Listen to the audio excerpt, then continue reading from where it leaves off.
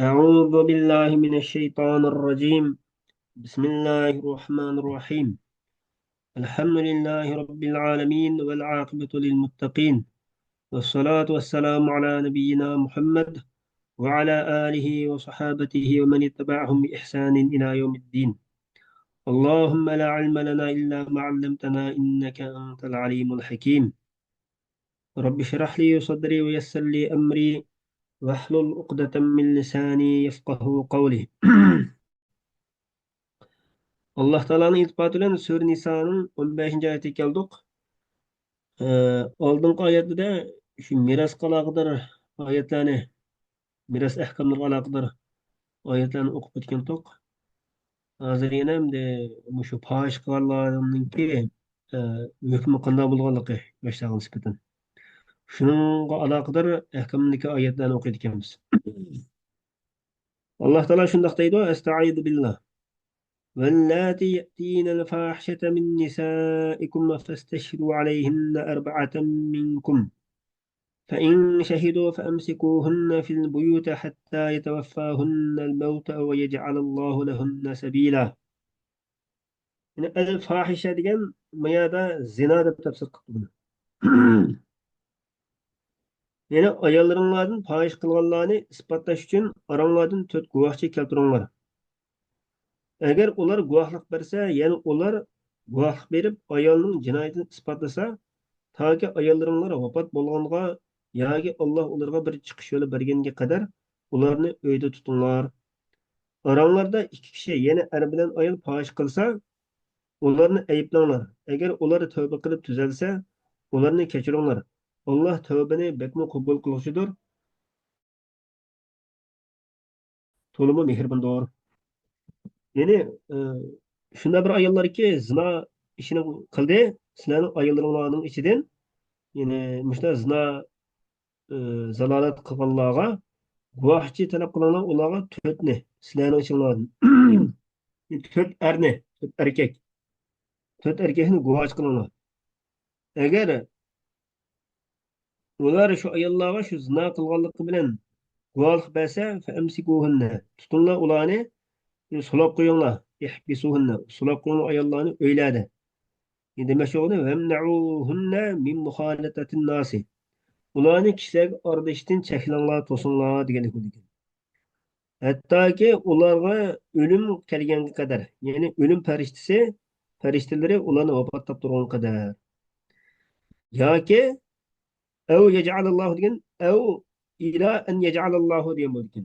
Alloh taolo ularga bir yo'l qilgan qadar, bir chiqish yo'l bergan qadar ularni uylarida sulab qo'yinglar dedi. Umiru bidalika avval al-islam.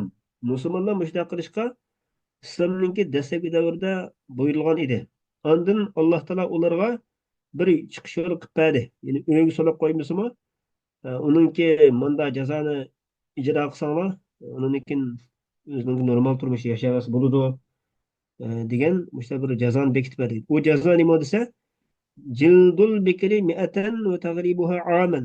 Ya'ni qiz to'y qilmagan qiz bo'lib qolsa, shu zina qilgan kishi, zina qilgan ayol to'y qilmagan qiz bo'lib qolsa, 100 qamchi urush va uni 1 yil pal o'tish.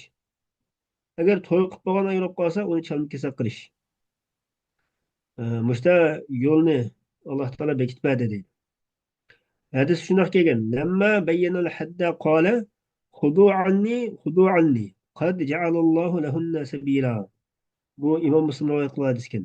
Ya'ni Alloh taolo shu hadni shu zinoning jazosini belgilab bayon qilib bergan chog'da payg'ambar alayhissalom dediki, sizlar mendan ilinglar.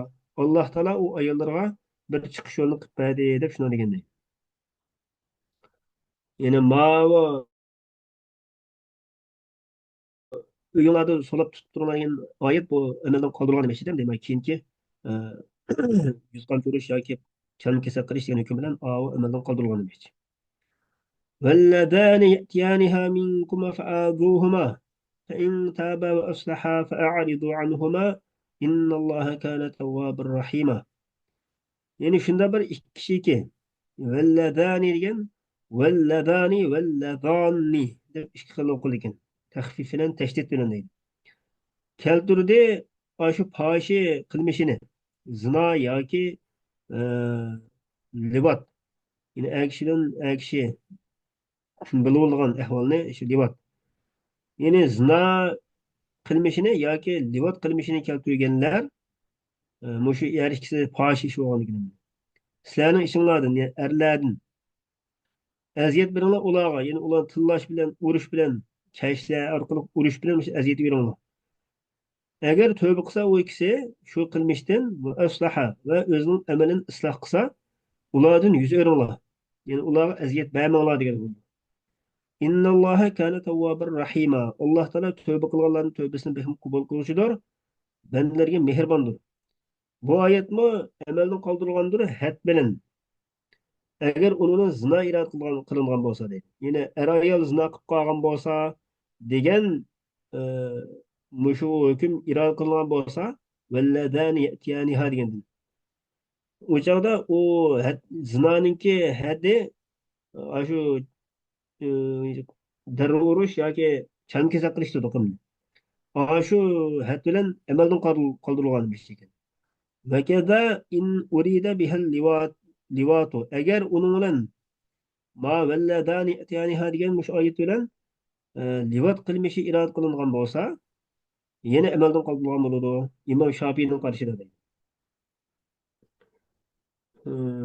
imom shofiyning qarashidami livat qilganlarga shundayliqi yuqorqi chalin kasal qilish yoki darrov urishni iborat shu hukm ijro qilindi deb qaraydi ekanda unda olgan chog'da imom shofiyning qarashidami ma valladani degan oyat amaldan qoldirilgan bo'ldi demoqchi lakin المفعول به لا يرجم عنده وإن كان محسنا lekin qiling'uchi rajm qilinmaydi uningda agar muhsin bo'lib qolsa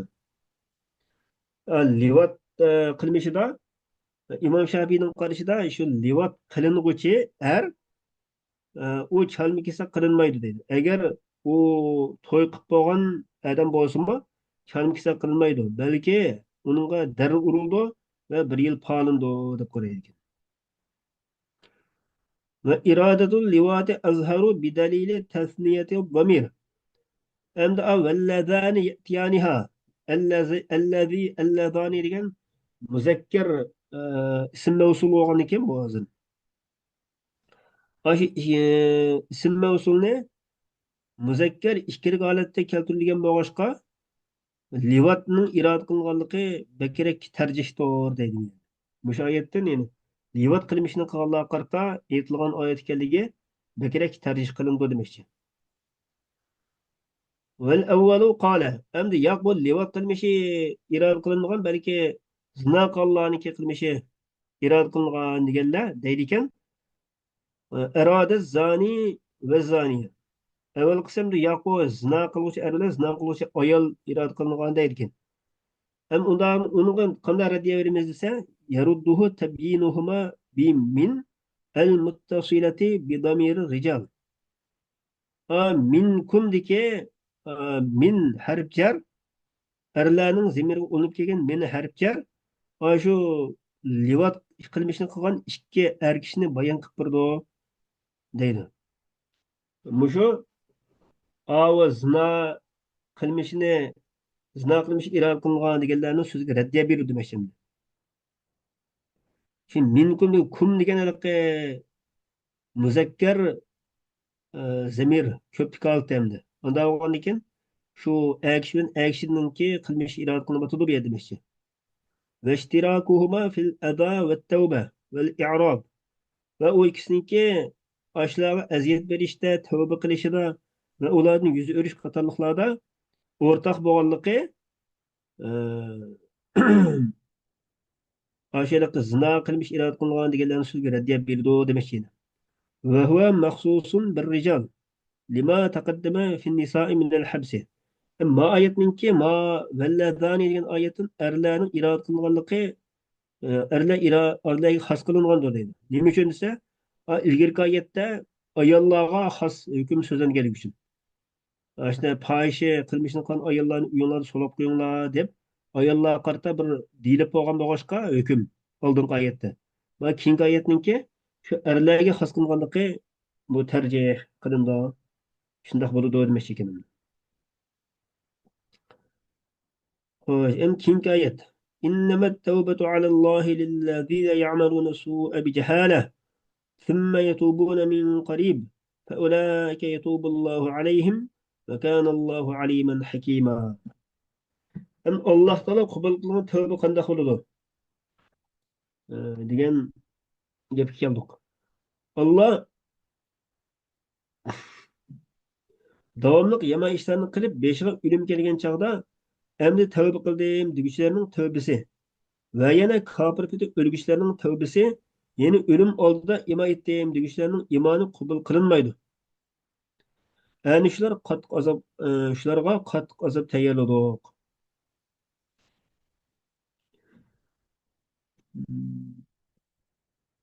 Endi oldingi oyatda Alloh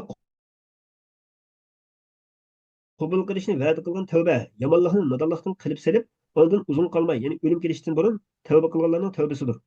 Alloh ana shularning tavbasini qabul qiladi. Alloh hammani bilib turg'uchidir, hikmat bilan ish qiluvchidir.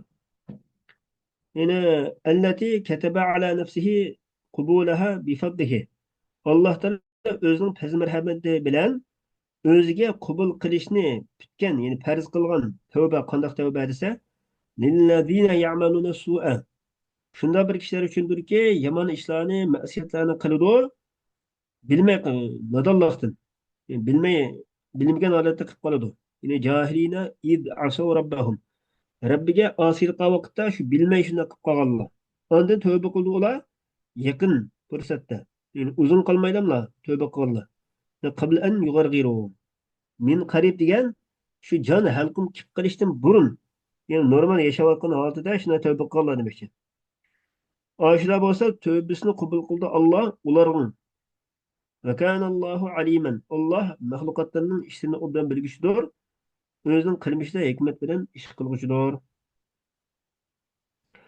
Va laysat at-tawbatu lillazina ya'maluna sayyi'at. Endi tövbe, u tövbe bo'lmaydi. Qanday kishilarga desa, yomon ishlarni, gunohlarni qilib hattoki ularning birga o'lim kelgan vaqtda va ahada fin naz'i degan shu jon tortilayotgan chog'da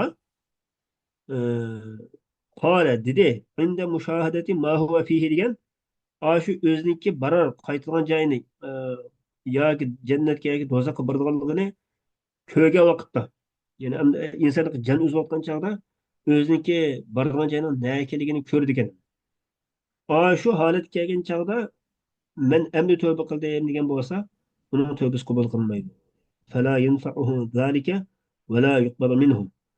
Velellezine yemutune ve hum kuffar. Ve yine kafir peti ölüp ketkenlerinki. Ular ahirete tövbe kılsa azapını aynen köyge vakitte ve biz emdi dünyada bilmeye kıpsap ikimiz emas mı emdi ima ettik dese o ahiretteki tövbesi kabul kılmayırlar. Ulaike a'tadna lehum azaben elima. Aşılarga biz elemlik azabını tayyorladık deydi. Allah Teala bizni ölüm gelişti bunu tövbe kılışını katardan kılıyorsun. Amin. Keyingi ayette yeni şu ayollarga alakadar ahkam ayetler iken يا أيها الذين آمنوا لا يحل لكم أن ترثوا النساء كرها ولا تعضلوهن لتذهبوا ببعض ما آتيتموهن إلا أن يأتين بفاحشة مبينة وعاشروهن بالمعروف فإن كرهتموهن فعسى أن تكرهوا شيئا ويجعل الله فيه خيرا كثيرا. Yani ey iman etken müminler, ayollarga zo'rlik qilib, ularni meros qilib olmoq, yana bir odamning qo'lidan yana bir odamning qo'liga o'tib turgan mol o'rnini qilib olmoq sizlarga durust bo'lmaydi. Ular o'p-ochiq bir fohish ishni qilmagan holatda sizlar ularga bergan mahridan bir qismini yo'loverish uchun ularga besim ishlatmanglar. Ular bilan chiroyli tirishchilik qilinglar. Agar ularni yoqtirmasanglar, sabr qilinglar. Chunki sizlar yoqtirmaydigan bir ishda Alloh ko'p xayriyatlarni paydo qilishi mumkin. Yine en nisa degan yani ayollarning o'zini sizlar majburiy miros qilib berishinglar halol bo'lmaydi. ayollarni qo'ldan qo'lga o'tib turgan miros bo'lgan bir molni o'rni qilib berishing halol bo'lmaydi demoqchida. Karahan, kurhan deb ikki xil o'qildi ekan. Endi mukrihihinna ala zalika. Ularni ayishni majburlashinglar. Halol bo'lmaydi. Cahiliyet devridagi kishilar ayollar o'zining yaqinlariniki, yaqin urug' tuqqanlarning ayollarini ashta miros oladi. Miros elib, andan xohlasa uni o'zining amriga oladi ekan, mehr vermaylamlar. Yoki uni boshqalarga әгі berib o'tib, ani uninki ayolga bergan mehrini o'zi elib oladi ekan. Yoki u ayollarni majburlaydi ekan, hattoki fidya qiladi bima varasathu. U ayol miros olgan narsani fidya qilib berib o'tishga majburlaydi ekan. Yoki o'lib ketsa, u ayol uni miros oladi ekan. Mushta Alloh taolo mushta qilishni ularni to'sgan, mushta qilishni to'silgan. Yana halol olmaydi sizlarga ta'duluhunna va la ta'duluhunna. Yine zorlamanglar. Yani temna'u la temna'u ezvajakum en nikahi gayrikum bi imsakihinne ve la rıgbete lekum fihinne diraran. Yani sizlarning ularga nisbatan bir rıgbetin yo'q holatda ularni taloq qilmay tutib turish orqali boshqalarni nikoh qilishdan buni to'smanglar. Ular zarar yetkazish uchun. Nima qanday desa litadhabu bi ba'd ma ataytumuhunna. Sizlar ularga bergan mehrning bir qismini elib olishinglar uchun, yurib elib olish uchun ularni zo'rlamanglar. Bu yerdan demoqchi bo'lgan gap nima desa, sizlarning ular to'y qilishga, ular bilan davomli turmush qurishga rag'batingiz yo'q holatda, uni u ayolni qiynab, yo taloq qilib o'tmay, yo chiroyli uy tutmay, bunday holat o'tmanglar demoqchi. Anda qilsa, ani maqsadi anda ching tutib turib olsam, u oxiri chidab bo'lolmay, men bo'ldi sen menga bergan mehrniki bir qismini sen qaytarib berib, xulya orqali meni taloq qilib o'tgan desa, deb qolarmikan deb, osh niyatda uni tutib olmang demoqchi. Maqsad aytishniki maqsadi bu yerda ayoldan bir narsa undirish. Ya'ni bunda qanaqa qamlashmoqni qilmanglar demoqchi. Uy tutqun olmasa chiroyli qo'yib, bo'lmasa chiroyli uy tutmaydi. İlla eyyetina bi fahişetin mubeyyine. Fakatla o uçuk aşkırı bir fahişini keltirip kalsa, o çadı bunun yolu başka. Mubeyyinetin, mubeyyenetin de bir şey okuduk. Yani bu yinet degenden çıkan. Yani beyyinetun. Yani zina ya ki köngülsüz bir işini kıp kalsa, o çağda yine sizlerge nuşuz degen, sizlerge boysunmaydıgan, itaat kılmaydıgan, bunu ehval olup kalsa, o çağda onun yolu başka bulurdu. Lekum en tudarruhunne. O çağda ularga zarar etkisanglar buludu. Hatta ki fidye berdi sizlerge özünü huriye kılıdı. Yani zarar etkisigen onu urup tohmakla urup sokumda zarar etkisini deyen gap emas. Belki ayolninki özünki kishi bergan mehrning bir qismini qaytarib berib huriye orqali buni taloq bo'lgan ahvolni qilsanglar bo'ladi demoqchi. Ve aşiruhunne bil ma'ruf. Ularga chiroylikcha muomala qilinglar. Ya'ni gap so'zda, nutqida, yanada konuşda mushlarni hammasida nihoyatda ijmal go'zallik bilan muomala qilinglar. Fa in karihtumuhunna. Agar u ayollarni yomon ko'rib qolsanglar, sabr qilinglar. Ana uninki ba'zan qilmish etmishlarini yomon ko'rgan ahvol bo'lib qolsa, uni sabr qilinglar demoqchi. Fa asa an takrahu shay'an. Belki sizlar bir narsani yomon ko'rishingiz mumkin. Yomon ko'rsanglar Alloh taolo unida ko'p xayriyatlarni qilib beradi. Va la'allahu yaj'alu fihinna zalika bi an yarzuqakum minhunna waladan solihan. Mana qat tafsir qildim. Umidga qiladi Alloh taolo u ayollarda oshini mushu xayriyatni qilib berdi. Qanday xayriyat qilib berdi desa, qanday yaxshilikni qilib berdi desa, sizlarga osh ayollardan solih bir farzand ato qiladi. Balkim o'zi eski ayol bo'lsa-mu, uningdan nihoyatda yaxshi, go'zal Qur'on yodlangan hofiz Qur'on qiyomat kuni sizlarga asqatgan bir farzandlar tug'ilib qolishi mumkin. Alloh taolo mushtaq qilish qodir demoqchi. Alloh taolo hammalarga manfaatli ilm ato qilsin. Va oxir da'vana alhamdulillahi robbil alamin.